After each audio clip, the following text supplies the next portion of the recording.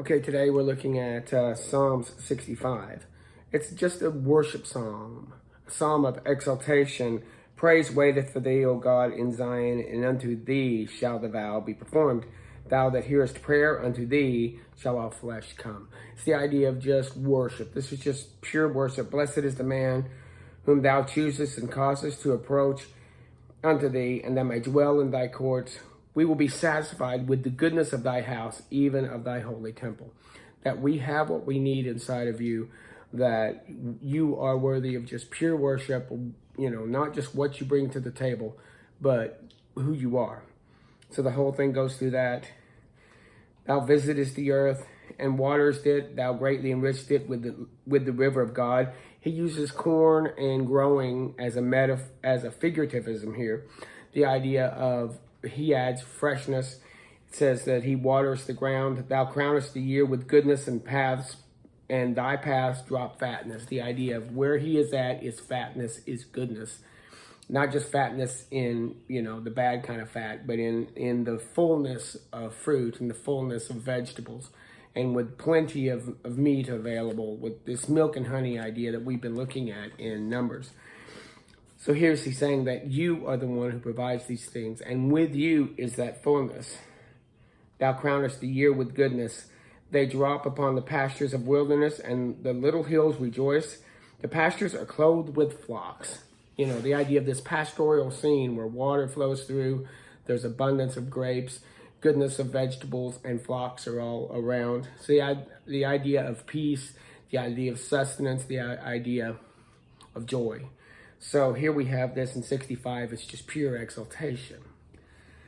Going back to the book of Numbers, and sometimes I think I ran through the Korah rebellion a little fast. Sometimes I'm catching myself because some of these stories that are well known to me, I need to double check that they might not be as well known. Here we are where they have left Sinai and they went to the mountain. They sinned. Now Levites stood by Moses. Then we had the creating of all of the laws and the temple, the tabernacle and the epochs and all these things. Then we've had different dietary laws. We keep moving with this thread. It's like an ongoing story that's going on. And finally, he's ready for them to go into the promised land. And he sends the spies in. The spies, 12 spies, go in to look at the land because they're ready to move in. And 10 of them give a poor report. 2 of them give a good one. God decides he's angry with a whole lot of them. But Moses intercedes. So he decides to send in the next generation. So this generation of those 20 and up will die in this wilderness. And it'll be their children that go in and take the land, except for Joshua and Caleb. And you have also people fighting for, there's power struggles now. Miriam decides that she knows better, that she should be listened to.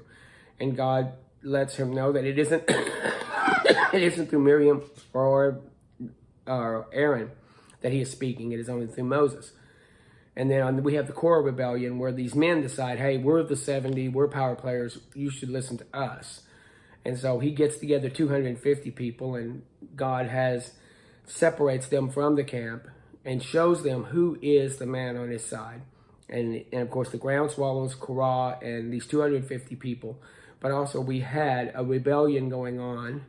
It seems like when there's a leader of rebellion, there are people who are backing that rebellion. They just didn't want to say anything. So here we had another, I believe it's 14,000, I forget the number, that were also killed with this plague that came up. This also had to, so we're seeing this, and I feel like I've run fast through, but I wanted you to realize that here they are ready to take it. And then there's power plays, there's rebellion, there's struggle. God's doing his best to keep everybody together. And so here they come across, he's just gone again through in talking about tithes and offerings, purifications for unclean, because they just had people die, so they have to clean up from that. And then it goes over the quarantine laws again. In 20, they're going to meet they're going along, and here they are, they come across, they have no water for 3 days. They've been here before. God provided water. And the first time when God went to a place and brought them to this place, Moses spoke to it. And so Moses spoke to the rock first time, and water came in abundance that fed everybody. So they should have known that here we are again. We've been without water, but our God will take care of us. He will provide water. Let's just be patient and wait. But they start to murmur. They murmur against Moses and Aaron. And they're saying the same things. We wish we hadn't come out of Egypt. We wish we'd have stayed in first. They look back with romanticism at Egypt. And Moses and Aaron go to the tabernacle door and fall upon their face. And the Lord tells Moses to take his rod, and he says, strike. And he goes and says, brother, speak unto the rock before their eyes, and bring forth, and thou shalt bring forth water, and thou shalt bring the congregation. And Moses and Aaron gathered the people together, and hear ye now, rebels, must we fetch you water out of this? And Moses lifted up his hands and smote the rock twice. I'm getting it backwards. He smote the rock the first time. Here he was just supposed to speak to the rock. I got ahead of myself. First time he spoke to the rock, water came up. This second time he was supposed to speak to the rock, but he hits the rock twice. And he says also, must we fetch water out of this? Must me? Now he's putting himself into the leadership role beside God, usurping some authority with God. And the Lord said to Moses, because you believe me not to sanctify me in the eyes of the children of Israel, you shall not bring the congregation in. So now both he and Aaron are out because of this, because he didn't set apart the Lord. The Lord needs a man to lead them in who will keep God sanctified in the eyes of the people that God set apart. And so here, because he hit the rock, because he's using a pattern. And that's something we Christians are guilty of sometimes. We have pattern. We will look at the pattern of doing something instead of what does God want us to do in this situation. Instead, it's like, well, this worked last time. I'll do that. That's presumptuousness. God wants us to go to him and say, do I speak to the rock like I did last time? Or this time, do I hit the rock like I did last time? Or do I speak to it? Here he was told to, bring them together, and you shall bring, and thou shalt speak to the rock before their eyes. So he strikes the rocks. He also says we, and this was a bad thing. So they got out of that place. Aaron and Moses were out. And he's, of course, going to extol Joshua. And Moses sends messengers to talk to Edom, and that we're going to come through your land, and we won't eat anything, or if we do, we'll pay for it. We just want to go through.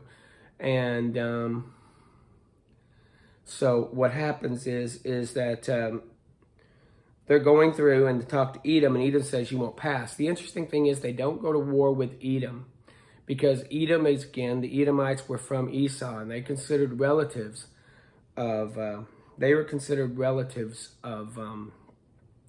Israelites. I made a map here to show, and some of you need to, these maps. I got this from my Bible. A lot of Bibles have maps have Bibles. And you can see to where on this side, it's hard for you to see that this is Edom down here. Moab is up on the side. Ammon is up here. So you see that they were coming along this side right here. They weren't entering the Holy Land. Seems like they go back and forth. Again, to give you an idea of perspective, this is only about 180 to 200 miles long by about 100 miles wide. When we see this, we think of like these are like the United States, and these are the size of an American state. They aren't. This is actually a smaller territory. You've got, again, about 200 miles by 100 miles. It isn't that far. So you could take people walking up along these sides and kind of staying in the area, up and down in this area for 40 years. But they don't fight with the Edomites. They don't fight with Moab. They don't fight with Ammon, because Moab and Ammon come from Lot. But they do go up and fight with the Amorites, because these are not a part of, the family of God in this sense of the family of Abraham.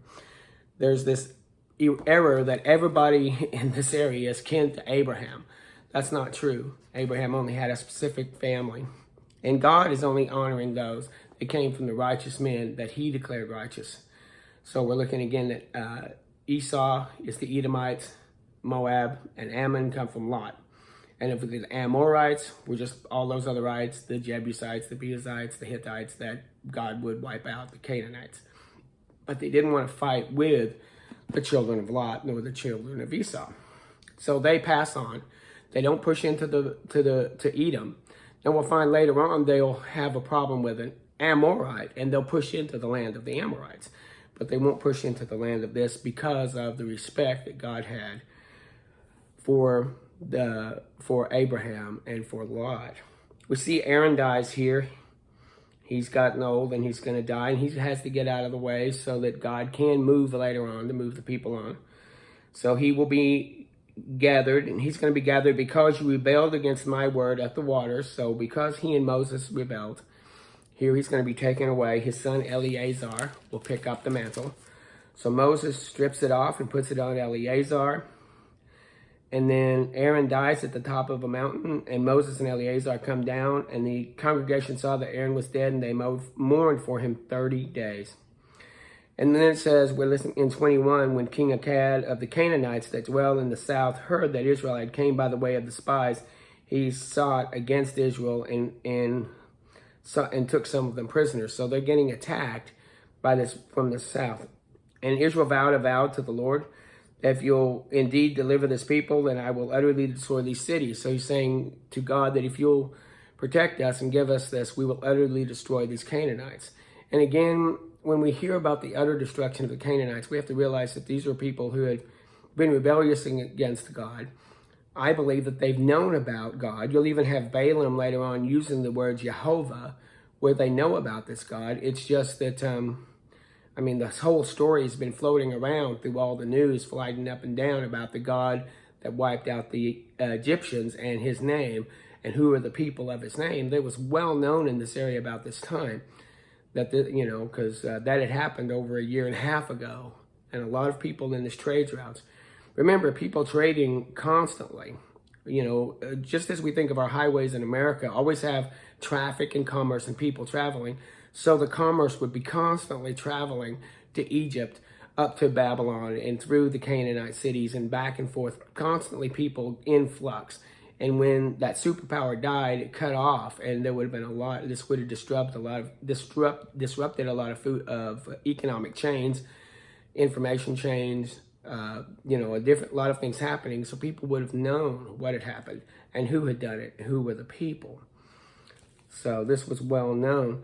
So here these kings know about it, and God wants to wipe out sin. He doesn't want to wipe out sinners, but if he has to remove sin from the plate, he is God. All souls belong of him, the soul of the Father, the soul of the Son, and the soul that sins, the soul that dies. I'm quoting from Isaiah. This body is his. I've only got it for a little while, and when it's gone, it goes back into the dust that it came. He will give, as a believer, a new body. But also, this soul was his. It came from a breath that went into Adam. So I don't have anything that is really mine. And here I am fighting for my own autonomy. And God will take what is his and glorify it through Christ by lifting it up, or he will wipe it like a plate. He wants to remove these people from the land that he's going to give to Abraham, that they can leave. They can leave, but if they're not going to leave, then he's going to have them wiped like a plate. He wants them completely wiped because of their degeneracy, and because of their their sinfulness, and because of the diseases, and because of the viruses and all these things that are floating around. There's so much death down there, and they have no laws. They have unfair economic practices, poverty, all kinds of horrible things going on, capricious laws. There's injustice, inequality, and God wants to wipe them out because of that. They won't listen. They can come in. They can come in and proselytize into Judaism, just like the mixed multitude did. So here, and they're going to attack these people. And they journeyed from Mount Hor to on the way to the Red Sea, and encompassed the land of Edom. So they've gone down to Edom. And the people spoke against God again and said, that we would to God, wherefore have you brought us out of Egypt to die in the wilderness? There's no bread and there's no water. Once again, here we are whining against God. He's provided the manna, and that's lying. He did provide manna. They just wanted different bread. He did provide meat, but they wanted quail. They wanted water when they wanted water. They're these constant needs. And God, here's where God sends fiery serpents into the people, and they did bite the people. And then the people came to Moses and says, we have sinned and spoken against the Lord. Pray that the Lord would take this away.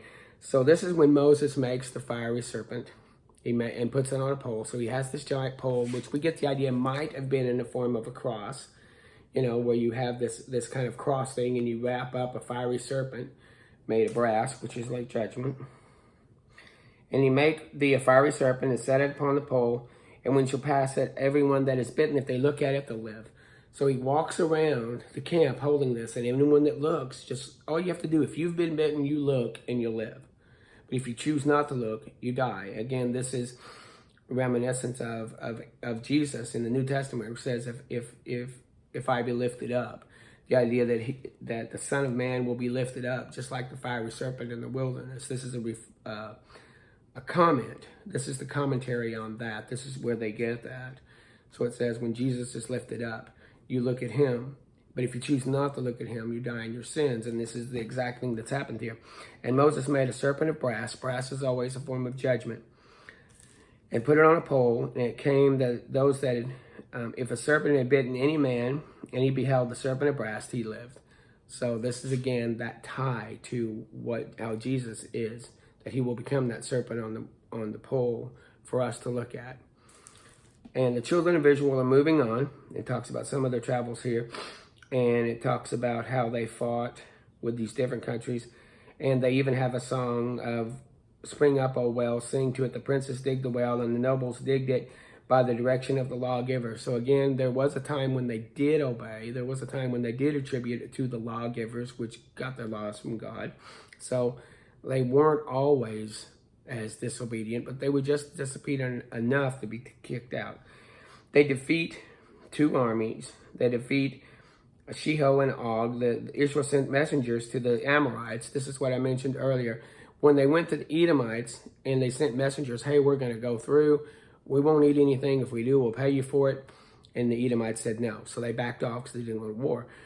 When they went up to the Amorites and they did the same thing, the Amorites said no, so they went to war. And this is where, again, we're referencing where, that if you'll deliver these cities, we will utterly destroy them. So there is some good things, good godly things going on with these people, but also there is a lot of rebellion. And so here Israel goes in and smelts the cities with the edge of the sword. They possess the land from Aaron unto Japheth, even to the children of Ammon. So then he's taken this north part. Remember I said that Edom was down here, then Moab, then Adam, then this upper part. So they took this upper part up to Ammon. So they didn't go into the territory of Ammon, but they took these kings, took these cities. And Hersham was the city of Sihon, and the king of the Amorites who had fought against the king of Moab and had taken all the land out of their hands. And so they're talking about how, that there were fights among these people groups also. The Canaanites were not living in peace, by the way. They were constantly warring, constantly murdering, constantly infighting, constantly, fighting with one another, but there was no peace. One thing that God was trying to do with Israel also was set up a beachhead of peace so that people could come and find peace and nations could live at peace. Remember the promise of Abraham was that in him all the nations would be blessed. Peace is a blessing from God. Peace is when men can live together. But they were not living together. They weren't sitting around like people, on hillsides just enjoying each other's companies. There were constant wars, constant infights. And like I said, diseases, horrible laws, unfair economic practices. It was just horrible. So they were talking about this, and Moses sent to spy out Jazer, and they took the villages thereof and drove out the Amorites that were there. And they turned and went up to Bashan, and Og, the king of Bashan, and he and all the people at the battle of Engedi. And the Lord said, fear not him, for I will deliver him into your hands, and all his people, and his land. Thou shalt do to him as thou did to Sihon, king of the Amorites, that dwell in Hersham. So the idea there were two kings. We will later on see this mentioned. When they go into the land, they'll do things. They'll mention like, we will do to you like we did to Og. We will do to you what we did to Bashan. We will do to you like we did to Sihon. So they mention Og and Sihon as references. These are the two battles, the two kings that Moses fought, and later on you'll find other kings that Joshua will fight. So this is again, we've seen this before. We've seen them going into battle here and winning, but they're winning specifically as God instructed them to win. They had to do things God's way. So what we're seeing is the good and the bad going here. They're moving forward, but it'll be the next generation that starts taking the land. There's a interesting story coming up about Balaam and the Moabites that we'll discuss. Again, they don't fight with the Moabites. They don't, even though the Moabites want to fight with them, the Moabites want to push them out. The Moabites are afraid of them. We'll look in that story tomorrow. But today we see them on the move. They're running along the sides on this eastern side. They haven't crossed over the Jordan, and they have conquered two mighty kings, the Amorites, up in the northern territories. So this is what's happened so far, and we'll have this continued tomorrow. Thank you.